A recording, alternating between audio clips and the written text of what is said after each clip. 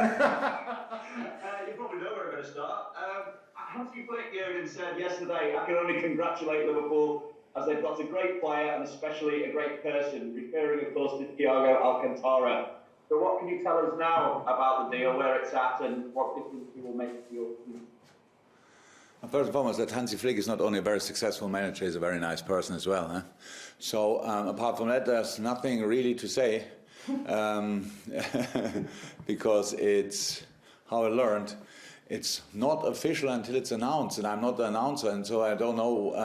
But really, what I can say now, it looks quite promising. My hands are tied, pretty much. So I'm. We are probably, it's for all Liverpool supporters. It's quite useful to have a look at a few LFC channels over the day. I would say that could help. And then we will see when whatever happens. But yeah, what was your question, by the way? Well, I'll go about it hypothetically speaking then as well. Then, what difference you could make to your squad now? I would prefer to speak about that actually after it's then finally official. But I think most of the things I will say, if it happens, are obvious. So it's nothing what somebody has to discover about this player, and that's how it is. As I said, it's tricky now for me. It's not announced. Nothing is announced. So that's all I can say. Sorry. If it does happen, it's easy for us to put two and two together and say it could impact on Gini Wijnaldum's future. So is that going to be the case, or can I can say he will be with you? If it happens, it has no impact on anybody's future in a negative way, if you want that. So like somebody has to leave because somebody comes in or whatever. No, that I can say that if something happens, there is no impact in that. I will ask you about football now then as well. What are you expecting against Chelsea, from Chelsea, especially in comparison to what we saw in that 5-3 at Anfield when you lifted the Premier League trophy, of course? Yeah, last year we played Chelsea pretty often, pretty early, then in the season, and all the games were really difficult. So, and that's what I expect first and foremost. And the last game, or the first game against Brighton, was now a game how it looks when you play Brighton. Especially, I'm not sure, but when you play Brighton, we all suffer because they just play good football, and you have to be decisive in the key moments. And that was the story of the game pretty much. And so pretty early, all that stuff, it's clear. We have actually absolutely no idea who Frank will line up. So many different options, and so we have to, because we don't know a lot about Chelsea in the moment. During the season, that will probably change, but we have just to focus on ourselves, and there's enough work to do with that for different reasons. We are very early in the season, so we had a really intense training week. Worked really on, for us, how we see it, decisive stuff. A lot of things were good in the first game. Some things were not that good. I know that, but it's the first game, so don't make it bigger, or we don't make it less important or more important than necessary. Just work with it and use it as one information. And all the rest the week was absolutely good so far. So now we have to make sure that we can transform that on the pitch, because we should better be at our best. Otherwise, it could be really tricky. Thank you, Vinny. Anne-Marie, we're going to come to you for two questions for PLP. After Anne-Marie, we go to Juliet. I'm not sure who's on from Merseyside. If they could, BBC Merseyside, if they could let me know. James from TalkSport and Carl Markham. Anyone else who wants to ask in the open, please use the hands up mechanism or WhatsApp me. But Anne-Marie, it's over to you. Hello, Jürgen. You, of course, and I say this with a bit of tongue-in-cheek, extremely familiar with the Bundesliga. We've now got several players here in the Premier League. You have your own Naby Keita, of course, Roberto Firmino, Aubameyang at Liverpool, and Timo Werner at Chelsea. I wanted to ask you, why has the Bundesliga become such a talent hub for the Premier League? Did that change? Earlier was, I don't know a lot, but Mesut Özil came years ago. Michael Ballack was here for a long time. I think there were some players. It's just it's a really tough league. It's a good league. Germany is a football country, if you want. It's the main sports there. So years ago, I think we all agree, not only because Germany became world champion, but there was they made some good decisions with talent scouting, talent training, building academies and stuff like this. So, but I was part there I was part of the process there, and so that helped a lot. So you cannot make these decisions and get the benefit the next day, obviously. So you need some time to really see the improvement. But now it's a good league, a really, really good league, a tough league to play, yes, with one very dominant team. But apart from that, the rest is really tactically good, a lot of talents. And so the Premier League is obviously the league with the most money and the most competitive league. And that's then they get interested in these kind of players. And the players in Germany, pretty much all of them, the German players there, anyway, most of them speak English, so England is a natural solution for them. So it's not at home, but still kind of familiar, and so that's all reasons. But we had good players in Germany when nobody was interested from England already. So Miroslav Klose, Lukas Podolski played in England as well, by the way, pretty good as well. So there were some players, but yeah, in a moment. I think Havertz and Werner, especially from these young boys, were really the outstanding players. All the other young and outstanding players play probably at Borussia Dortmund. So that's really it's a good league for England to scout. And as long as they can afford the transfer fees, we will see these kind of transfers for sure. Games are going to be coming thick and fast over the next few weeks or so. How concerned are you about fixture congestion, and can you give us an idea about squad rotation? About the next months, actually, I think it stops in May. If we stay in competitions, then it will just stay tough the whole year. But we knew that beforehand. My first concern is always player welfare. That's why I was not happy what I said, and nobody really speaks about it anymore, but why I was not happy with the decision not to stick to 20 and 5, going back to 18 and 3, because that makes just the situation more tricky, even more tricky.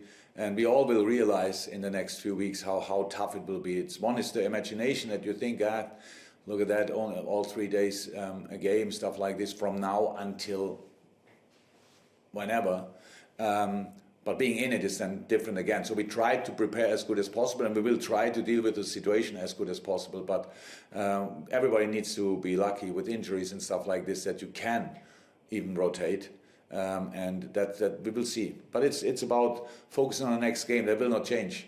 And the next game for us is Chelsea, but 100% it will be a tough one for all of us. So that's then fair play. But from the players' welfare point of view, I really have to say the other solution would have been much better. But obviously, a lot of people saw that in a different way. That's why we have the situation we have. Okay, we're going to go to Juliet from the BBC, then James Mountford from BBC Merseyside, and then James from TalkSport. But Juliet, you're up.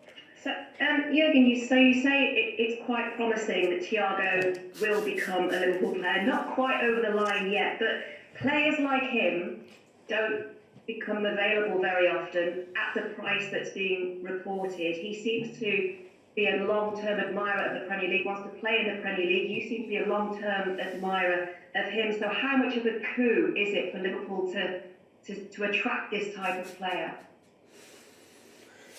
It's a very good effort, really. All these things. Sorry, I can answer after something is announced or not.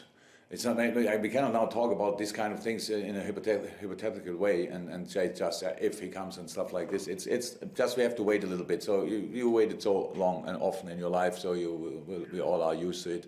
So in this moment, there's nothing to say about it. This is the press conference for the Chelsea game. I respect 100% if you ask me about these things and things around. I get it, but I can't answer these kind of questions now. Thank you, Juliet. We'll go to James from BBC Merseyside. James Mountford, bottom left on our screen. Hello, Jürgen. Can I just ask you, please, about injury news for the match and just squad news? Yeah, intense week. Few little things here and there, but in a moment should be okay. Nobody is coming back or whatever, and the rest we have to see. So still 2 days to go, 2 training sessions, but for the moment we seem okay. And last season you won 14 times away from home in the league, which was a club record. Can you just say, why do you think your team was so good away from home, and what's different about it? I didn't think last season about it. Why should I now start? But it's just we don't make a difference between home and away game. It is a difference, obviously, because of the atmosphere in our stadium usually, and but we have different ways to play, and we had to defend with all we have, and sometimes we scored more often than the opponent. But you know the games. We can take the Chelsea game. We scored 2 wonderful goals, both were after set pieces. We had more chances, but it was a proper fight. That's what we have to be ready for. And we should not make a difference between or which ground we are playing in the moment. So just the pitch is similar long, similar wide, and so let's go for it. The goal is in a pretty similar position on all pitches. So we don't make that difference really, but of course sometimes you can have a positive or a negative run, whatever, and it's not really to explain. We played just consistently competitive, good football. That was the reason for it, and that's what we have to do again. So we were really in the game. We didn't give the ball away, or played with 20% away, possession away and 80% at home or whatever. We didn't really change. We adapted to the different opponents, but we didn't really change, and that's another point maybe. But in the end, you need to work for these kind of numbers. 14 games is incredible, and I'm pretty sure of the how many then? How many games do we have, away games? 18. 19, right, 19. And that means just that we lost or drew. Oh no, we drew 5. We drew 3 and lost 2, if I'm right. So, and actually I don't like that. So we still just have to work on. But you know, we go to Chelsea, and that's a tough place, with or without supporters. The team they have, the manager they have, it will just be really hardest work again, and that's all we need to know. Okay, James from TalkSport, and then Carl Markham from the Press Association. I think that's it for the Open before we go to our first embargo, unless anyone wants to flag anything. So James, TalkSport. Jürgen, are you looking forward to seeing Frank Lampard on Sunday? From the outside, it feels like there's a nice rivalry building, albeit it's clear that you've got a lot of respect for one another. There's no rivalry.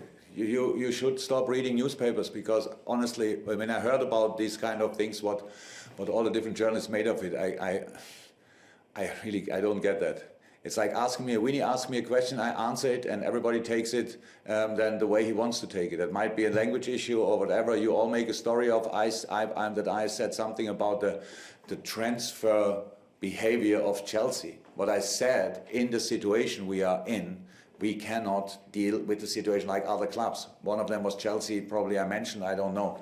And then you make a story of it, and then you create a rivalry between Frank Lampard and me. Why? We meet 2-3 times a year. I respect a lot what he's doing. He's probably a really nice guy. But I don't know, because I don't know him private. So like he doesn't know me in private. So, and then on the sideline, we are quite animated and emotional, and sometimes you say a few words, a few minutes later, you wish you wouldn't have said it. That's how life is, that's how football is. There's nothing more than that. Whatever you want. I heard some people would be happy if there would be an old rivalry again, like it was between Arsene and Alex Ferguson, I think. I don't know. I'm pretty sure these two guys were pretty good with each other as well, and I don't think the world needs any stories about these kind of things to be 100%. Only some of you in the newspapers need that, but I can't change it. I can't help with the rivalry, sorry. I have no problems, not at all, with Frank Lampard. Just because it offends the newspaper writers, it's not just the newspapers. There we go. Sorry. Oh, sorry, it was not really the newspapers. Who was it? Sorry. Did anybody feel offended? Yes. Mr. King, did you feel anything? No, we'll come to that. Never mind. Right, okay, I think it's the last couple in the Open from Carl Markham. I'm not sure, do we class you as a newspaper, Carl? Or, yeah. Far away. The media in general, is that better? There we go, lovely. There we go. Carl. No, they all got a knock, fine. Is that really better? No, I don't understand that. Okay, sorry. Offended all of us now, that's okay. Just to go back to the transfer point, Jürgen, I know you always said that if something wasn't, an opportunity arose that was too good, too good to turn down, you would do it. But there was sort of an inference that you might have to sell to buy players or bring money in before you could do these sorts of deals. I'm just wondering what has changed in that respect, or has anything changed in that respect? No, it's just not. It's not about. It's about timing. So sometimes you buy before you sell. Sometimes you sell before you buy. Sometimes different scenarios. Sometimes you don't buy now, but buy later when you sell later, and sometimes you earn the money back in a different way. Whatever. That's the only thing. What is always true for us. What we earn with football, we spend in football. So that's the club. It's probably a pretty short summary of the philosophy, but that's one of the key points. So, and we cannot just say, so now this year we need this and that, and to say, but we can't afford it. And then I wouldn't insist on it. But we work constantly on improvement. That's what we constantly do. And sometimes people like it, and sometimes they like it later. That's a fact. Anything else, Scott? So does that leave the door open for more improvement before the end of the window? The window itself leaves the window open, because it's open until the 6th of October and longer, in one way, I think. Yeah. So that's normal. But that was always the same. I cannot promise we will do something, and I wouldn't, but I cannot say it's 100% sure that we don't do anything. So it's just a situation. It's a developing situation. So everything could happen until the 6th of October. Player comes to me and asks me, so, boss, I want to go. I don't expect that, but it can happen. And then we have to react. So all these kind of things can happen.